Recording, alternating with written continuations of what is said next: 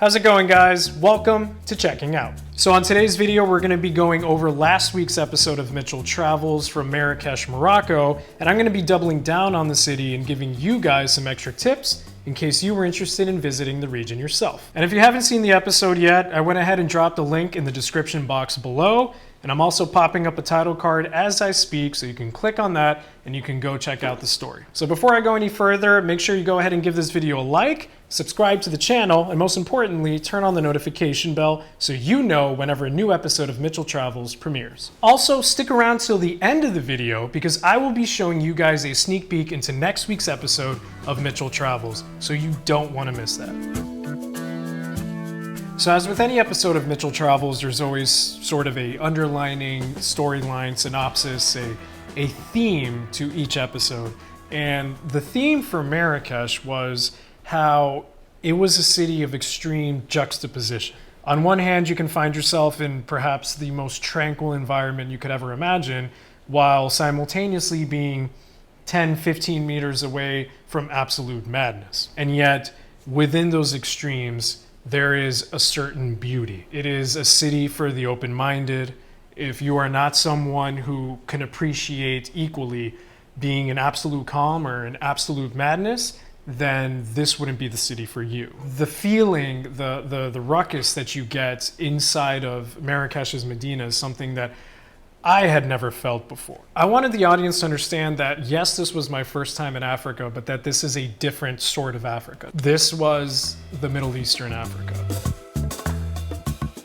Where to stay in Marrakech is actually pretty simple. My focus was to stay within the walls of the Medina because, let's be honest, that's where most people will want to go to. That's what they want to experience when they go to Marrakech. Of course, you could always stay in Guéliz and other parts of the city, but the true beauty, the real feel, what you're looking for is going to be inside the walls of the Medina. I made it a point in the video to stress how important it was to book a riad. Now, I get very in depth in the episode about what a riad is and the significance behind it. In essence, a riad is a old traditional palace with a courtyard in the middle, and all the rooms look into the courtyard. And the purpose is the tranquility. And I think that was so special. I think that was worth mentioning and getting into detail because how special of an accommodation a riad is something that cannot be understated. In fact, I'd argue that if you don't stay in a riad, you are not experiencing Morocco in the way that you should be. The riad that I stayed in was the Riad Media. The reason I chose this riad was because it was very central. It was close to the Jemaa El-Fna, which is the main square of the city. And I also chose it because it was very, very traditional. It had that sort of Berber home feel to it, you know, the mud and clay walls, a lot of very ornate furniture and decor that sort of spoke to me as a traditional riad and not just some play on a modernized hotel with a few Moroccan touches. The great thing about Marrakech is that you can find a plethora of riad options for relatively cheap. I went in May and I paid about, I want to say $35 to $40 a night for my riad. And it had a fantastic breakfast, a little tiny pool. Most importantly, it was super, super, unbelievably quiet. The Jemaa El-Fna is the main square of the Medina. That's where the majority of the merchants are sort of congregated around. That's where you'll find the street food stands at night. The street food stands are an absolute must. They are absolutely delicious. And I'd argue that most of those street food stands, those little dingy stands with the fluorescent lighting that appear in the episode, they're actually better than a lot of the restaurants that surround the Jemaa El-Fna. So make sure you eat there. If you've watched this show for any extended amount of time, you know that I love walking around random cities in the middle of the night. It's definitely such a cool experience to just walk around in Marrakech. And yes, it was blazing, unforgivingly hot. We're talking 106, 107, maybe like 42, 43 degrees Celsius during the day. But that's what I had the pool at the Riad for. You know, I would go and just cool off and then walk back out to the shops. It's just such a great experience to get lost. You'll go from being in such a busy corner with merchants and musicians and the smell of urine probably from someone's donkey, as well as delicious Moroccan meats. And at the same time, just a few blocks away, or maybe just 100 meters away, absolute tranquility in those little side alleys. So one of the things that I think is a must when visiting Marrakech is visiting the Ourika Valley. So the Ourika Valley is roughly an hour and a half, 2 hours away from the Medina. So Abdel, the manager of the Riyadh Media that I interview in the episode, gave me his driver for the day, and he sort of laid out an itinerary for the Ourika Valley. And the first place that we would stop in the Ourika Valley were the Berber villages to sit down and have a welcome glass of tea. The thing about the Berber villages is that it's not exactly a unique thing to do to sit down and have tea, a welcome glass of tea with someone from the village. In fact, you'll oftentimes see other tourists at the homes at the same time that you're there having a tea. The fact of the matter is, I think it's something super cool to do, because how else would you really experience what daily life in a Berber village for the Berber community is? I mean, unless you have Berber friends that live in Berber villages, which I don't think is something very common for most folk out there. It's a surefire way to get into their homes, understand a little bit more about their life, and they're just some of the most humble, nicest people you can imagine. And if you don't leave them some kind of like parting tip, you're kind of an asshole.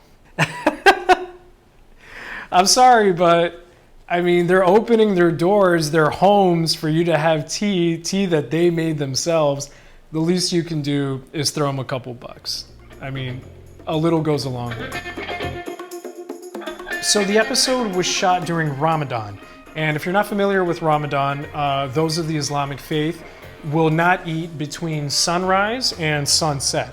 And because of the month of the year, which it was in May, that meant that my driver had not eaten since roughly 5:30 in the morning, because in May in Marrakech, the sun rises that early.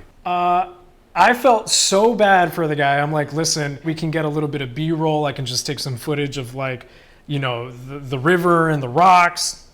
He insisted. It's not that it's a difficult hike, but it's not a comfortable one either. It wasn't a simple one.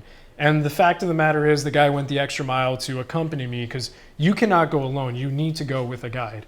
And he accompanied me to the top, and I shot the footage at the top of the waterfall, and it turned out to be just such a special experience. And afterwards, we stopped at that little cafe that was Riverside, and I had myself a coffee, as you see in the episode, and just I reflected on what an amazing experience it was and how much I owe the driver for that.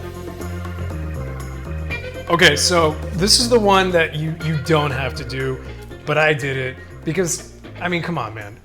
Like, when are you gonna get the chance to ride around in a camel? I suggest you do it. Talk to somebody at concierge in your Riyadh, and I'm sure they'll be more than happy to hook you up with someone who'll take you to the Palmyra district. You can ride a camel. You can be, you know, dressed top to bottom in traditional garments. I believe I mentioned in the episode it was roughly about $50 around there somewhere. The one sort of downside was that it's in the middle of like nowhere. It's like in this modified quad track / parking lot abandoned area. But you know, it's just cool. Listen, I geeked out. It was cool. Whatever the price of a trinket is, don't even pay half. Trust me, you can get it at least half off. Absolutely 100% eat at those street food stands. Beef kefta, chicken tagine, definitely any sort of grilled meats or vegetables that you find. That's just some of the best stuff I ate in Marrakech. I'm actually gonna double down on that. If you do not eat at one of those odd little dingy stands, you are doing yourself a major disservice. So definitely get on that. So because I chose to focus on the madness in the Medina and the calm sort of countryside in the Ourika Valley, I didn't go to Galiz, I didn't go to the Jardin Majorelle, and these are two places that most people do suggest. However, it is worth noting that the hotel manager Abdel, he did mention that the Jardin Majorelle probably isn't the best thing to do if you're short on time. But if that's something you like, if it's something that appeals to you, the old Yves Saint Laurent house, then by all means go to the Jardin Majorelle. I just personally didn't have time to visit it, and it didn't fall in sort of the story that I was trying to tell about Marrakech. Maybe this is just me, but I could spend hours in my riad just, hearing the ambiance of the birds chirping, dipping in the little plunge pool. I think that the most important part about staying in Marrakech, in a lot of places in Morocco for the most part, is the beauty of the riad and how that's just like a fortress of solitude in a way. And that balance between being able to find yourself in such a beautifully sort of tranquil environment and at the same time being able to step into the fray. That combination, like those two things together, make Marrakech perhaps the most unique city that I've ever visited. Thank you guys so much for watching. I really hope that this video sort of gave you a better perspective on Marrakech, and it encouraged you to go visit a city that I think is truly unique. And as always, make sure you're subscribed to the channel and that you turn on the notification bell below, so that way you get notified every single time a brand new episode of Mitchell Travels premieres. And on that note, here's a sneak peek into next week's brand new episode of Mitchell Travels from Coron, Philippines.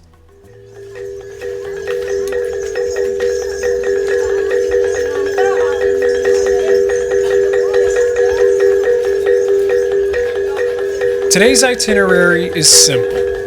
Wherever the hell I want to go, for as long as I want. As Captain Roldan pulls out of the fisherman village en route to Coron Island, I get a glimpse of the real Coron. The humble huts never shown by those typical vloggers. A reminder that there's more meaning, more to understand in this place than just some emerald waters and pretty beaches.